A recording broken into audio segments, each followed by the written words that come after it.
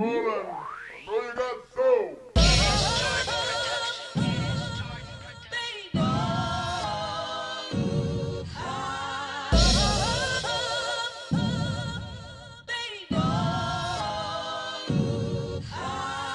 Back when blacks inhabited the motherland, another man, different from colored man, separated brothers and mothers and lovers and packed them in ships until they were smothered and shipped them across the sea to another land. Man, our history's troubling. We weren't people, we were cargo, getting shipped and handled across the waves to be distributed as slaves. But now things have changed, and yet in some ways it's strange, cause though we're free, sometimes it seems that we're still in chains.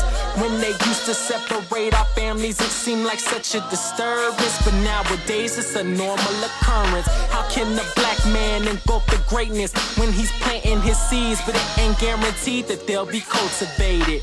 To me, it's as simple as this: if you man enough to bang, then you should be man enough to raise your kids. We're sicker than ever, and it'll only get better if we unite together, so then we can conquer whatever. It's no wonder why they always say that we're trouble. Oh, cause we always complain about the pain that we juggle.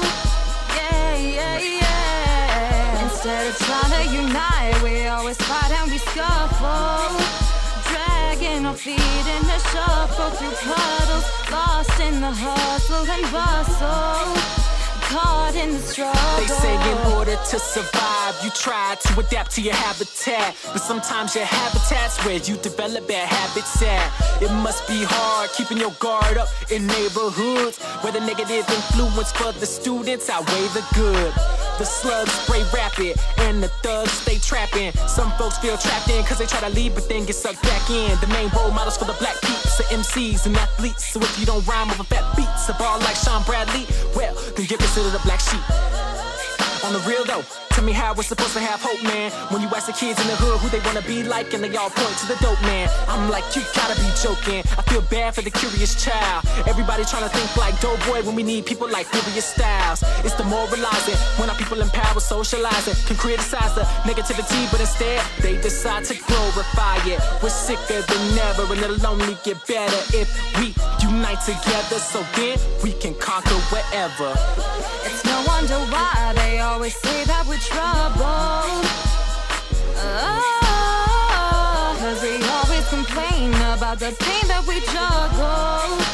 Yeah, yeah, yeah. Instead of trying to unite, we always fight and we scuffle, dragging our feet in the shuffle through puddles, lost in the hustle and bustle, caught in the struggle. We go to war with the streets, we go to war against wisdom, we go to war with the beats, we go to war with the system, we go to war with Caucasians, we go to war with our health, we wage war on our nation, and we go to war with ourselves.